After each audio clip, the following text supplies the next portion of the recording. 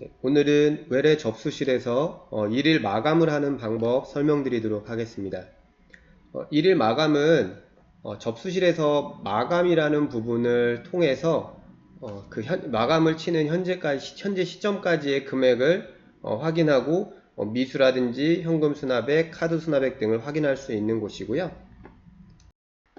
마감을 하기 위해서는 이제 몇 가지 설정이 필요한데요. 마감에 대한 권한, 즉 어떤 아이디에 마감에 대한 얼마만큼의 마감에 대한 권한을 줄지 이런 부분 먼저 설정을 해야 되는 부분이고요. 이 부분은 서비스 담당자나 또는 해당 콜센터로 전화 주시면은 해당 부분 안내해 드릴 거고요. 이 설정에서 마감 권한을 준 만큼이 우리가 접수실에서 일별 마감을 했을 때 지금 리스트 보이는 부분들이 권한이 되어 있어야지만 보일 거고요. 이런 권한들이 다 보이는 것을 원치 않는다면은 해당하는 부분에서 체크를 빼주시면은 리스트에서 빠지게 되어 있습니다. 이제 두 번째로 수납대장이라는 부분을 보실 텐데요. 접수실에서 보면은 접수실을 켜놓고 F10번을 누르게 되면은 수납대장이라는 창이 뜰 거고요. 보시면은 수납대장 설정에서 밑에 쪽에 설정을 보시게 되면은 지금 보시는 것처럼 보통은 영수액 그리고 본인부담금 절사는 100원 단위 이렇게 해서 보시면 될 것 같고요. 해당하는 부분 이런 식으로 이제 돼 있다면은 저장 버튼 눌러서 마무리해 주시면 될 거고요. 마감에 대한 부분을 보실 때는 이 마감에서 일일 마감, 월별 마감, 연별 마감 보실 수 있고요. 해당하는 부분이 일일 마감, 월별 마감, 연별 마감인데 그 부분도 제한을 하고자 한다면은 이 해당하는 부분 전체 환경 설정 부분에서 월별 마감, 연별 마감은 보이지 않게 하고 싶다 하시면은 일별 마감으로만 체크가 되어 있으면 되고요. 이 마감 권한은 특정 키를 이용해야지만 들어올 수 있기 때문에 그 특정 키에 대한 부분은 서비스 담당자가 꼭 통화를 하시면 되고요. 그렇게 되면 특정 키로 해서 들어올 수 있는 방법 안내가 될 겁니다. 그리고 나서 일일 마감이 진행이 되게 되는데 일일 마감으로 마감에 일일 마감 들어오시게 되고 마감이라는 버튼을 눌렀을 때 해당하는 부분들 마감이 진행이 될 거고요. 물론 다른 날에 마감을 보고자 한다면은 일자 책 버튼 눌러 선택하셔갖고 마감 누르시면 되는데요. 이제 마감을 할 때 해당하는 부분들이 좀 궁금해 하시는 분들이 많으세요. 그렇기 때문에 그 부분 설명을 드릴 거고요. 급여 총액이라는 부분이 있는데요. 급여 총액이라는 부분은 보험으로 입력한 금액의 총합을 얘기하는 부분이고요. 청구액은 급여 총액에서 쉼평원으로 청구되는 금액을 나타나는 부분이고요. 근데 이제 이 부분에서 좀 오해의 부분이 있을 수 있는 게 국민공단이나 직장조합으로 접수를 하신 다음에 보험 룰에 의해서 금액을 계산하는 곳이 있거든요. 근데 정작 비청구로다가 진행하실 수가 있어요.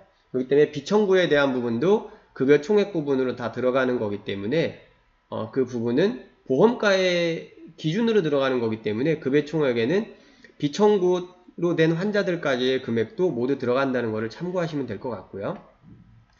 이제 원무가 입금액 같은 경우에는 실제로 이제 원무가에서 수납한 금액이 나오는 부분이고요.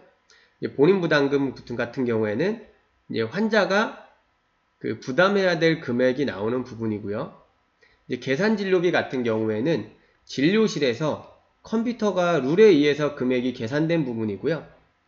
그리고 수정진료비는 룰에 의해서 계산된 금액을 의사선생님께서 예를 들어 10,000원이 나왔다면은 0원으로 수정해서 저장 전달을 해서 수납을 내보내는 경우에는 계산진료비는 10,000원이 될 거고 수정진료비는 0원이 되겠죠. 이런 부분을 표시하는 부분이고요. 이제 감액처리 진료비라는 거는 우리가 감액이라는 룰을 통해서 예를 들면 10,000원이라는 돈을 5,000원으로 감액을 했다. 그러면은 이 5,000원이 뜨는 건 아니고요. 감액을 시행한 환자의 총 본인 부담금이 감액처리 진료비로 뜨는 거니까 이건 참고하시면 될 거고요. 이제 미수 발생액, 환불 발생액은 오늘 진료를 통해서 수납이 이루어졌는데 미수가 발생했다거나 또는 돈을 돌려줄 일이 발생했을 경우에는 보통 이제 미수 발생액, 뭐 환불 발생액으로 나오게 될 거고요. 그렇지 않고 진료 외 미수, 진료 외 환불 이런 부분은 우리가 환자가 진료를 받지 않고 보험 이력을 통해서 또는 돈만 내고 가는 경우, 진료는 받지 않고 돈만 내고 가는 경우에는 이 진료 외 항목으로 뜨기 때문에 그 부분 참고해서 확인을 하시면 될 것 같고요. 나머지 이제 아래쪽에 보시면 카드 수납액, 현금 수납액은 실제로 카드와 현금을 환자가 얼마나 냈는지를 확인하실 수 있는 부분이고요.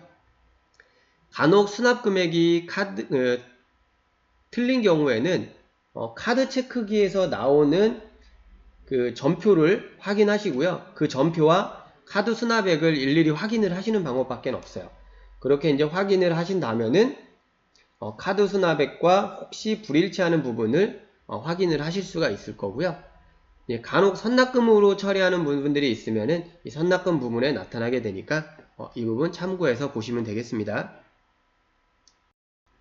이 마감이 이루어진 경우에는 우리가 보통 출력을 해서 뽑아놓거나 또는 확인을 하는 경우 또는 이제 보고용으로 작성하는 경우가 있는데 우리가 마감을 해서 출력을 하는 항목들, 즉 출력 항목을 선택하는 부분들이 있거든요. 그거는 접수실에서 환경 설정에 들어오시면은 출력 및 카드 설정이 있고요.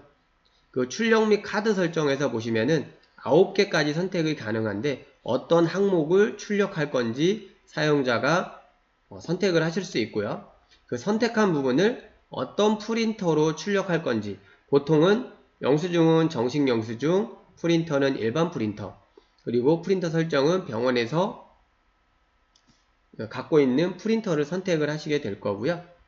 영수증이나 이런 부분에 특정 진료과로다가 표기하고 싶다면은 이쪽 부분 선택하는 부분일 거고요. 이제 출력 및 카드 설정에서 내가 원하는 옵션 체크하셨다면은 위쪽에 보이시는 지금 뭐 차트 번호, 수진자명, 급여 총액 이런 순으로 선택한 부분이 출력돼서 보이게 될 겁니다. 이상 외래 접수실에서 일을 마감하는 방법 설명드렸습니다.